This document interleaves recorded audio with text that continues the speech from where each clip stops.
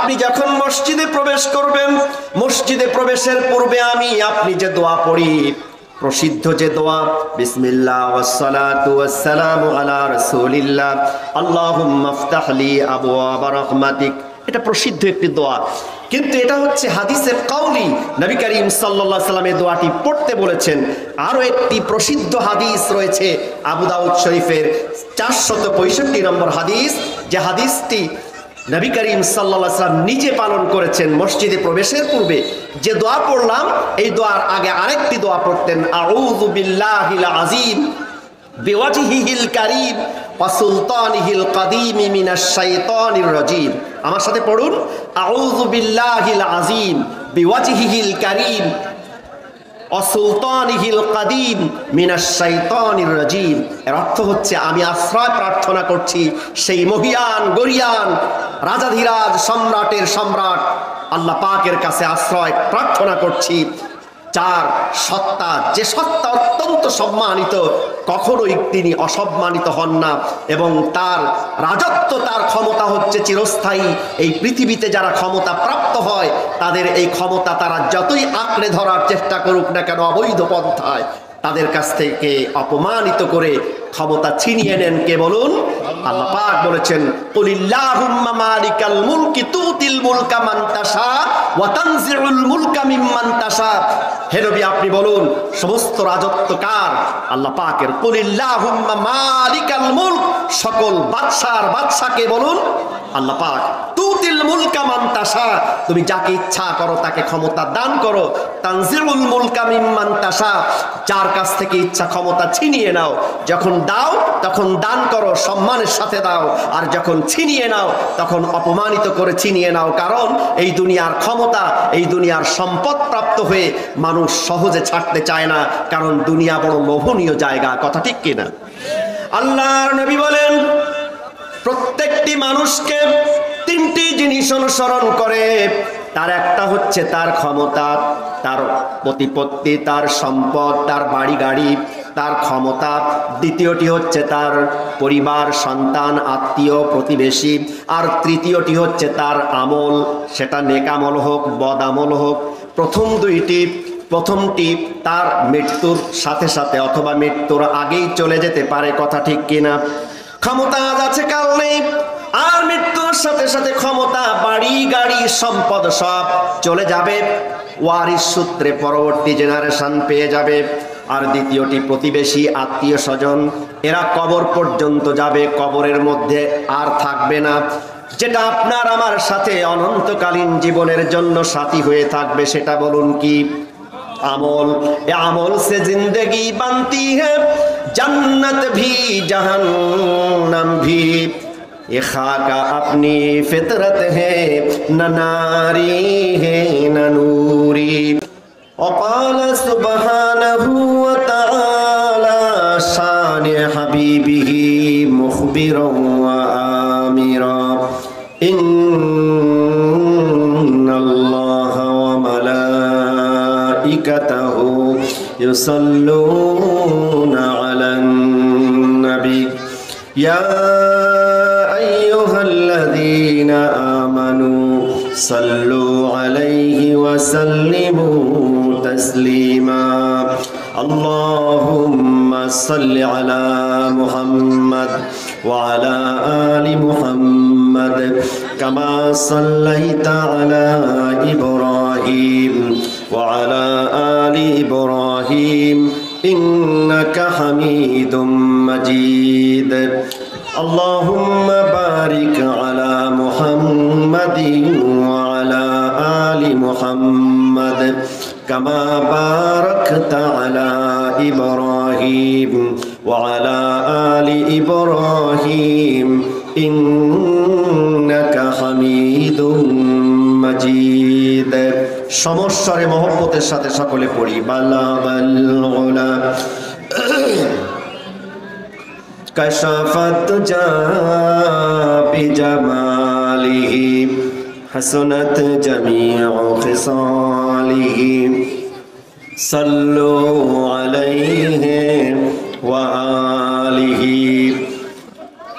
কারীমুস সাজায়া জামিলুশ Siam নবিয়ুল বারায়া Shafiul উমাম বালাগাল উলা বিকামালিহি কাশাফাত জা বিজামালিহি হাসনাত জামিউ খিসালিহি সাল্লু আলাইহি ওয়া আলিহি হুয়াল হাবিবুল্লাযী তুরজা শাফাআতুহু লিকুল্লি হাওলিন মিনাল আহওয়ালি মুqtaহিমি বালাগাল উলা বিকামালিহি কাশাফাত জা বিজামালিহি হাসনাত জামিউ খিসালিহি সাল্লু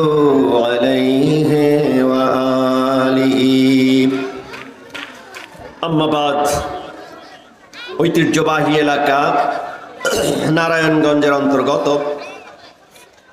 পাগলার নয়ামাটির তে অবস্থিত উম্মুল কোরআন নুরানী তালিমুল কোরআন মাদ্রাসা কর্তৃক আয়োজিত ও এলাকাবাসীর উদ্যোগে পঞ্চম বাৎসরিক মাহফিল এবং দোয়ার ইন্তেজামের এই মুহূর্তে স্টেজে অবস্থান করছেন যারা আমার পরম শ্রদ্ধেয় মুরব্বিয়ানে কেরাম, বিশেষ করে মাহফিলের আরজ গোজার যিনি আমার পিতৃতুল্য জনাব আলহাজ হজরত হাফেজ মাওলানা ডক্টর সুলাইমান বিন আব্দুল হাফিজ আতালাল্লাহু উমরাহ বারাকাল্লাহু ফি হায়াতি।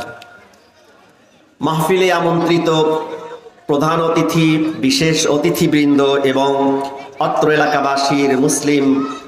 এলাকাবাসী মুসলিম ভ্রাতৃবৃন্দ, পর্দার অন্তরালে অবস্থানরত আমার মা ও বোনেরা, স্নেহ ধন্য আল্লাহ পাকের প্রিয় মাসুম বান্দারা, সকলকে আমি অন্তরের অন্তরস্থল থেকে আবারও সালাম জানাই। আসসালামু আলাইকুম ওয়া রাহমাতুল্লাহি ওয়া বারাকাতুহু। আপনারা সবাই কেমন আছেন? যে মহান রব্বুল আলামিন আমাদেরকে সুস্থতার নিয়ামত দিয়ে জান্নাতের এই টুকরায় তার ঘরের পাশে একটি সুন্দর জান্নাতি পরিবেশে তার কালাম থেকে কিছু কথা শোনার এবং শোনাবার অনুকূল পরিবেশ তৈরি করে দিয়েছেন।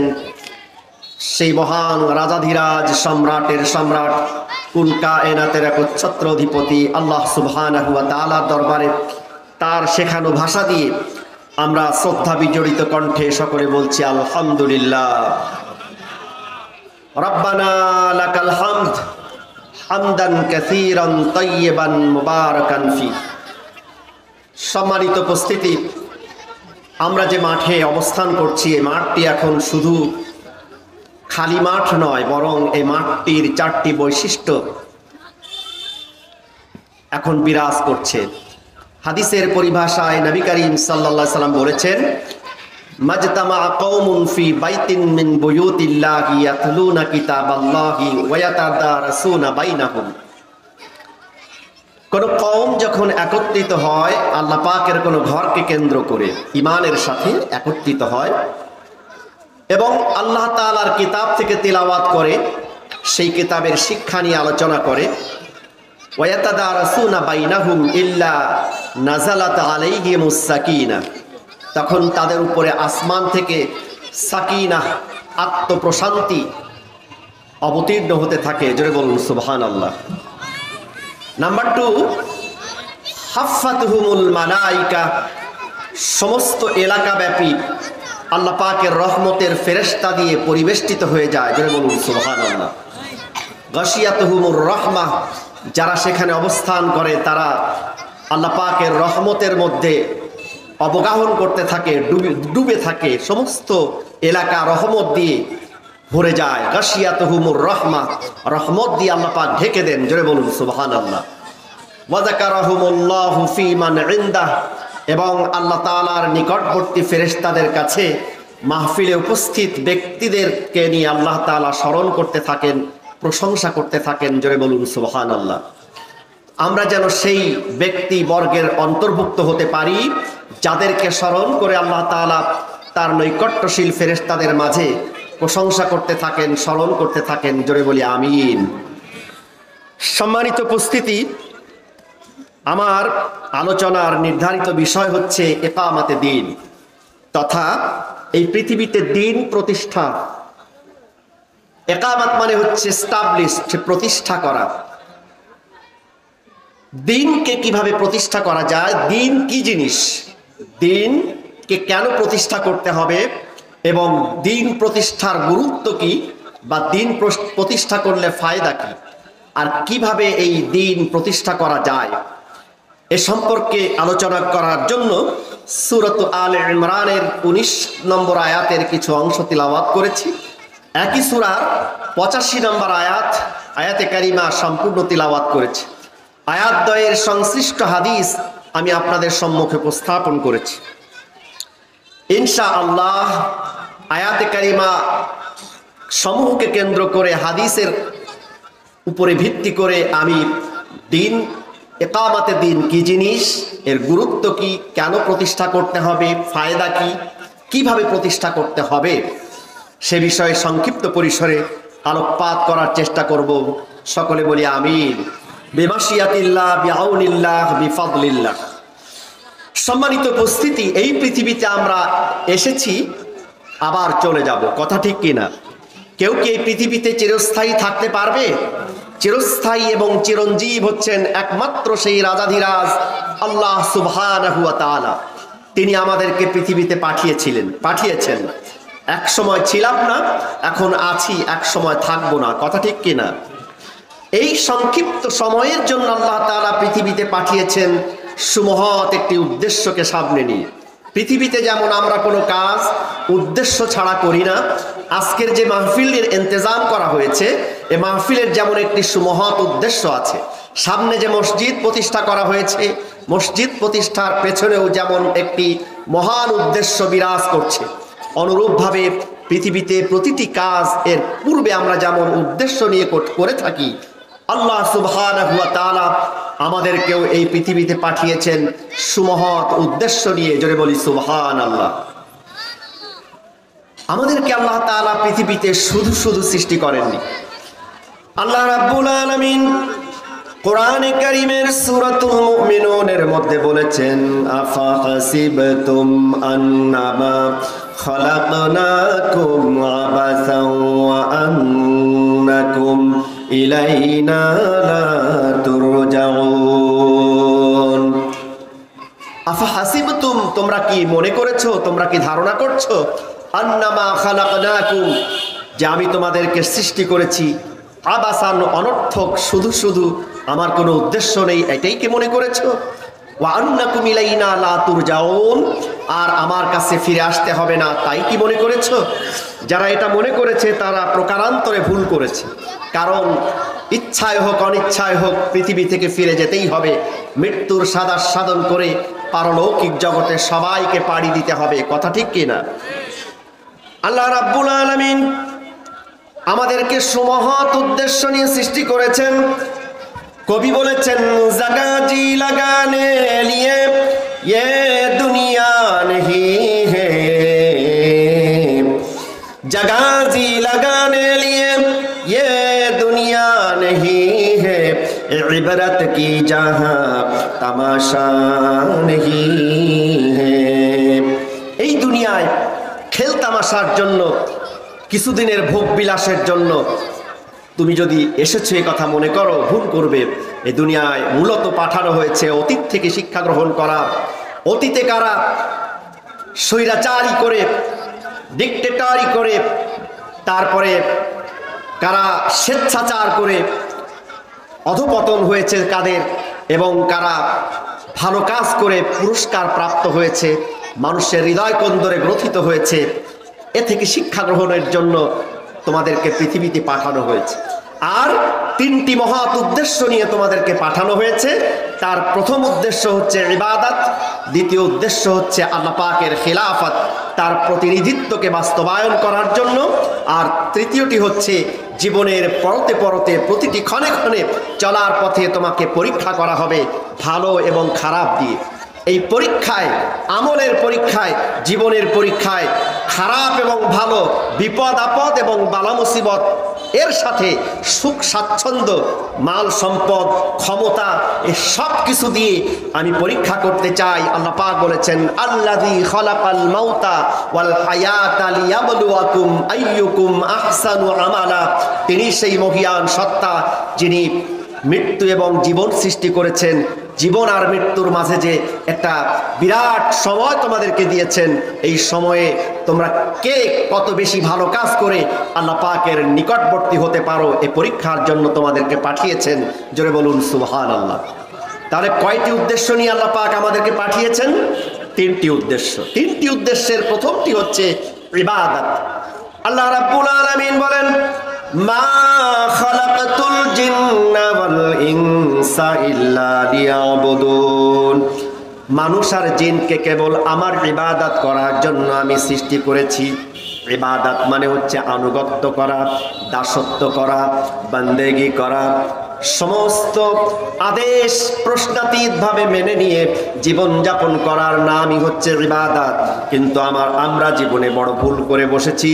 আমরা ইবাদতের মূল যে বিষয়, আনুষ্ঠানিক বিষয়, নামাজ, রোজা, হজ, যাকাতকে শুধুমাত্র ইবাদত মনে করেছি এবং সেটাকে মসজিদের মধ্যে সীমাবদ্ধ রাখার চেষ্টা করেছি। কিন্তু এর অর্থ এটা নয় যে শুধু নামাজ পড়ার নাম ইবাদত, এর অর্থ এটা নয় যে শুধুমাত্র যাকাত দেওয়ার নামই ইবাদত, শুধু রোজা রাখার নাম ইবাদত। বরং নামাজের মাধ্যমে আপনি যখন মসজিদে প্রবেশ করবেন, মসজিদে প্রবেশের পূর্বে আপনি যে দোয়া পড়ি, প্রসিদ্ধ যে দোয়া, বিসমিল্লাহ ওয়াসসালাতু ওয়াসসালামু আলা রাসূলিল্লাহ আল্লাহুম্মা ইফতাহ লি আবওয়াবা রাহমাতিক, এটা প্রসিদ্ধ একটি দোয়া। কিন্তু এটা হচ্ছে হাদিসে কাউলি, নবী করিম সাল্লাল্লাহু আলাইহি ওয়াসাল্লাম এই দোয়াটি পড়তে বলেছেন।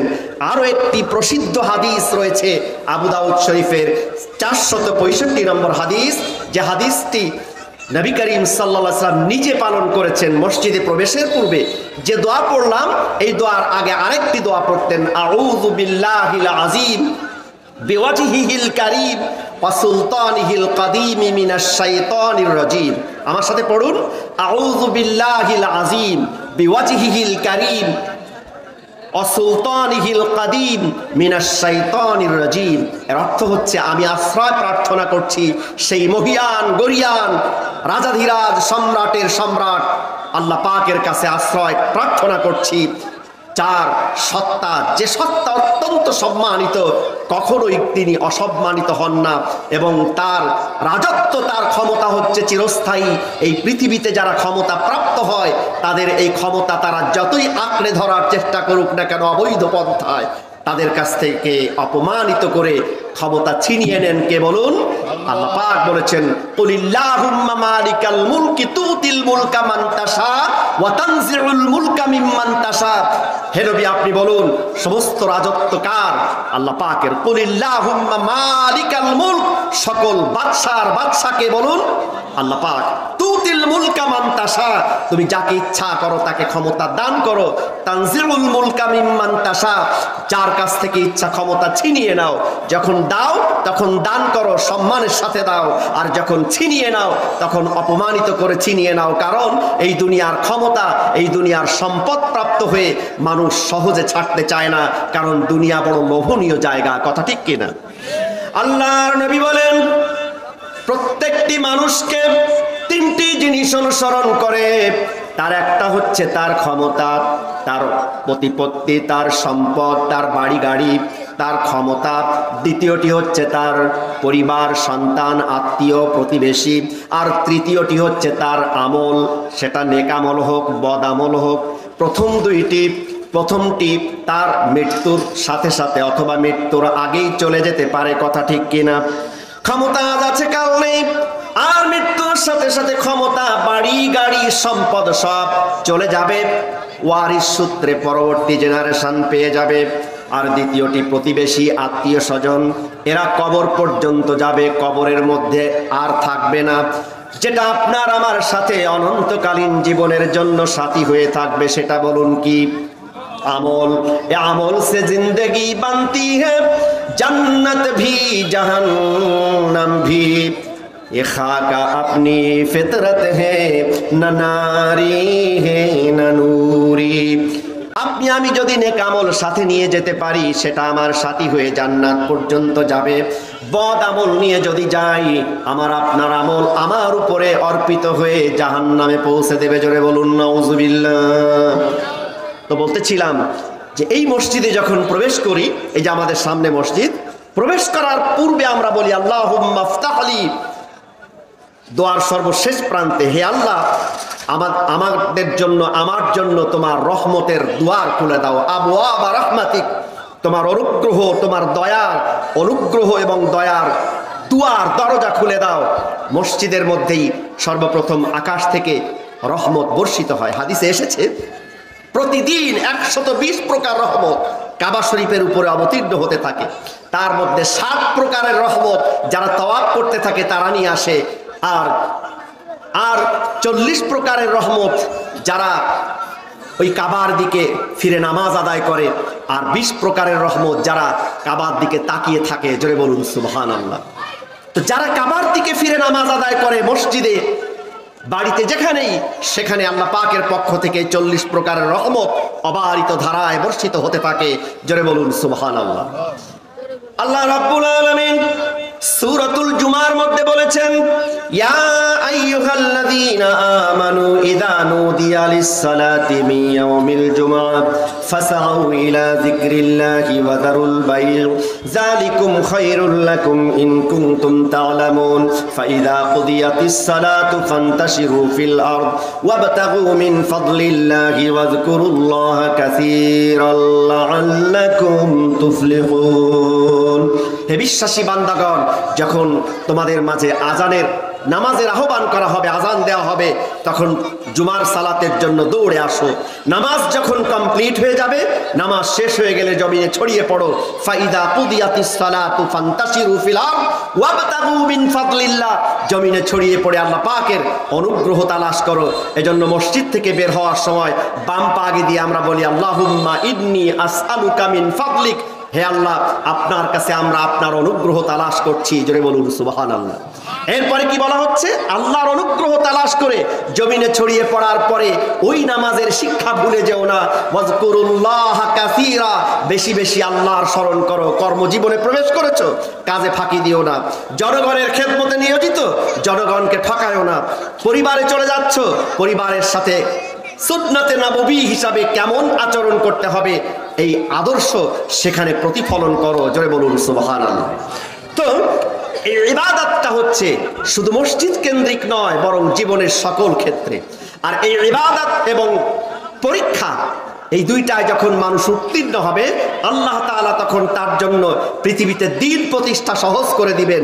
এই দ্বীন এর 4টি অর্থ কোরআনে কারীমের মধ্যে এসেছে। যতগুলো দ্বীন শব্দ এসেছে সূরা আলে ইমরানের 19 নম্বর আয়াতে যে আমি তেলাওয়াত করেছি, আল্লাহ তাআলা বলছেন ইন্নাদ-দীনা ইনদাল্লাহিল ইসলাম, নিশ্চয় আল্লাহ তাআলার কাছে দ্বীন হিসাবে একমাত্র ইসলামই মনোনীত জীবন ব্যবস্থা। জোরে বলুন সুবহানাল্লাহ। যারা শিক্ষিত মানুষ বুঝবেন যে আলিফ এবং লাম কোন শব্দের পূর্বে যখন যুক্ত হয়, আলেম ওলামা বুঝবেন তখন সেটাকে ডেফিনিট আর্টিকেল বলা হয়। যারা ইংরেজি শিক্ষিত তারা বুঝবেন যে কোনো নাউনের পূর্বে যখন আর্টিকেল ব্যবহার করা হয় দি, তখন সেটা ডেফিনিটলি ব্যবহার করা হয়। আর যখন এ ব্যবহার করা হয় তখন সেটাকে ইনডেফিনিট ব্যবহার করা হয়। যেমন ফ্রম নয়ামাটি টু পাগলা, নয়ামাটি থেকে পাগলা, দিস ইজ দি ওয়ে।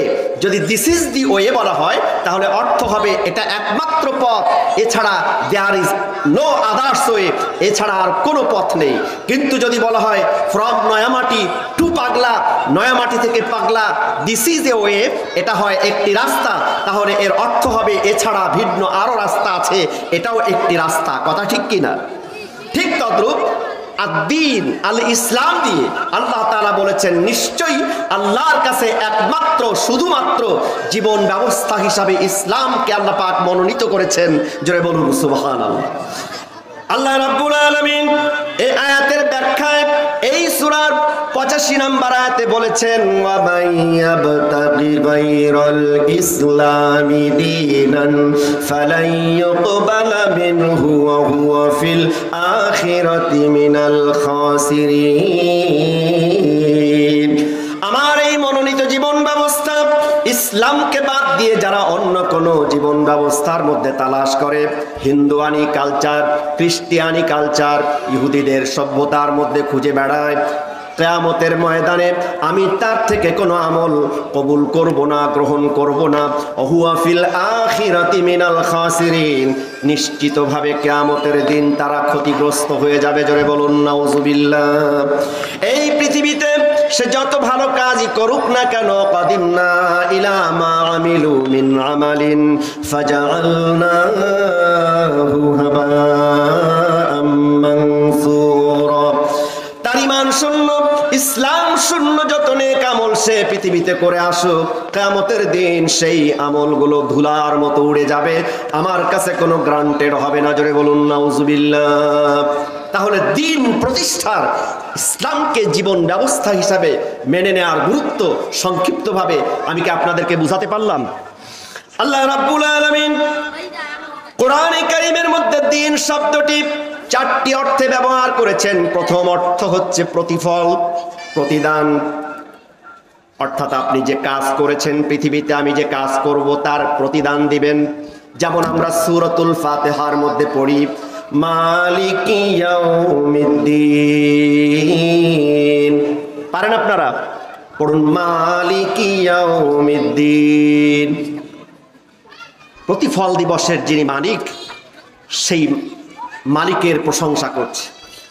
সূরাতুল ইনফিতারের মধ্যে আল্লাহ পাক বলেছেন, কাল্লা বাল তুকাযযিবুনা বিদ্দিন, কখনো নয় বরং তারা ওই প্রতিফল দিবস অর্থাৎ বিচার দিবসকে অস্বীকার করেছে।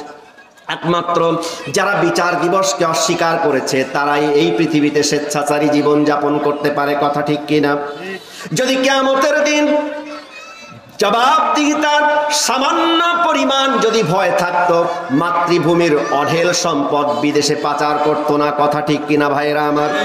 শুধু তাই নয়, অজস্র মিথ্যার আশ্রয় নিয়ে মানুষের অধিকার লঙ্ঘন করে, মানুষের প্রাপ্য ভোটাধিকারকে বঞ্চিত করে, দিনের পর দিন ফাঁকি দিয়ে, অসংখ্য মিথ্যাচার করে, এরপরে মানুষকে ফাঁকি দিয়ে পালিয়ে যেত না। কথা ঠিক কিনা? কিন্তু আল্লাহ তাআলা বলেন, ইয়া মাশারাল জিন্নি ওয়াল ইনসি ইন ইসতাতাতুম আন তানফুযু মিন আকতারিস সামাওয়াতি ওয়াল আরদ। ও মানুষ এবং জিন, যারা স্বেচ্ছাচার জীবন যাপন করেছো, পালিয়ে যাবা কোথায়? যেখানেই যাও না কেন আমার আকাশ এবং জমিন দ্বারা আমি পরিবেষ্টন করে রেখেছি, কিয়ামতের ময়দানে আমার কাছে ধরা পড়ে যেতে হবে। জোরে বলুন সুবহানাল্লাহ। সুতরাং কাল্লা, কখনো নয়, বাল তুকাযযিবুনা বিদ্দিন, বরং তারা সেই বিচার দিবসকে অস্বীকার করেছে।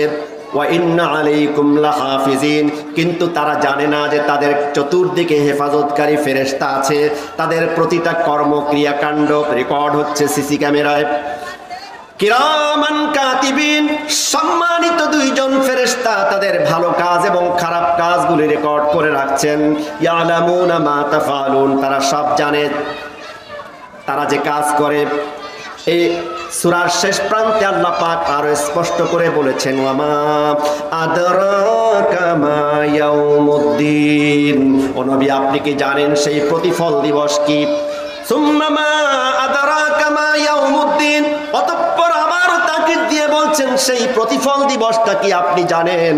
ইয়াউমা লা তামলিকু নাফসুল লিনাফসিন শাইআ, যেদিন কোনো মানুষ হ্যালো বলে, হ্যালো ওসি সাহেব, হ্যালো এসপি সাহেব, এভাবে হ্যালো বলে নিজের লোককে ছাড়িয়ে নিতে পারবে না, কোনো উকিল থাকবে না। ইয়াউমা লা ইয়ানফাউ মালুন ওয়ালা বানুন, সেই দিন কোনো সন্তান আর সম্পদ, কোনো প্রতিপত্তি, পাওয়ার, ঘরবাড়ি, বালাখানা, কোনো সম্পদ, বৈধ অবৈধ কোনো সম্পদ সেই দিন কাজে লাগবে না। যদি সন্তান আর সম্পদগুলোকে দ্বীনের পথে চালিয়ে যায়, আল্লাহ পাকের আদেশ অনুযায়ী চালিয়ে যায়, তাহলেই নাজাতের ব্যবস্থা আছে। সবচেয়ে বড় জিনিস, ইল্লা মান আতাল্লাহা বিকলবিন সালিম, একটা সুস্থ অন্তর নিয়ে, ইমানের দৌলত নিয়ে, নেক আমল নিয়ে যদি সেই দিন উপস্থিত হয়, সেই দিন কেবল তারা নাজাত পাবে। জোরে বলুন সুবহানাল্লাহ। সেদিন কোনো কিছুই অপ্রকাশ্য থাকবে না। ওয়ামা হুম আনহা বিগাইবিন, সেদিন কোনো কিছু অদৃশ্য থাকবে না, সব ওপেন হয়ে যাবে। আজকের যারা বিরাট ধনাঢ্য ব্যক্তি, আমরা একের পর এক তাদের মামলাগুলো দেখতে পাচ্ছি, তাদের অবস্থা দেখতে পাচ্ছি। কত বড় বড় দরবেশ, তারা কত অঢেল সম্পত্তি অবৈধভাবে ফাঁকি দিয়ে, মানুষকে ফাঁকি দিয়ে জমিয়েছে, দুনিয়ায় আল্লাহ পাক ওপেন করে দিয়েছেন। কথা ঠিক কিনা? সুতরাং এই দিন শব্দের অর্থ, একটা অর্থ হচ্ছে প্রতিফল দিবস। মোট কয়টা অর্থ বলুন? চারটা। মোট অর্থ কয়টা?